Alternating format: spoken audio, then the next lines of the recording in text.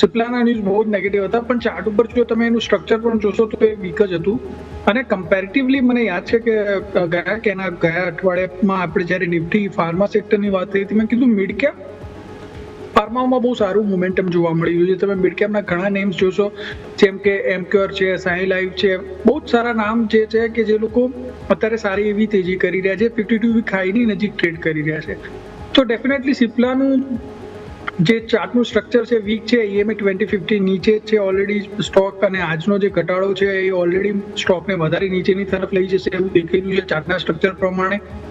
Again હું કહીશ કે મિડ કેપ અને જે સ્મોલ કેપ ફાર્મા કંપનીઓ છે એના પર નજર રાખી, એના પર જરૂરથી તેજીની શક્યતા છે. સિપ્લામાં મને એવું લાગે છે એકવાર માટે ફરીથી એક ડીપ જરૂરથી આવશે. 1475 SL રહેશે, નીચેમાં મારા હિસાબથી 1300-1250 લેવલ આવનારા એક મહિનાની અંદર આવી શકે છે. ઓકે, તો આ વ્યૂ આપણને અહીંયાથી ખાસ બનતો જોવા મળી રહ્યું છે.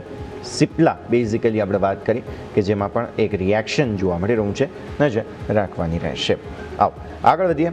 અન્ય સ્ટોક સ્પેસિફિક એક્શન, એક ઇન્ડિયા માર્ટ આજે બહુ જબરદસ્ત તેજી આવતી જોવા મળેલી હતી. દીપક સર, તમારી પાસે લાવીએ ઇન્ડિયા માર્ટને. સારું રિએક્શન બેઝિકલી સ્ટોકમાં જોવા મળેલું છે.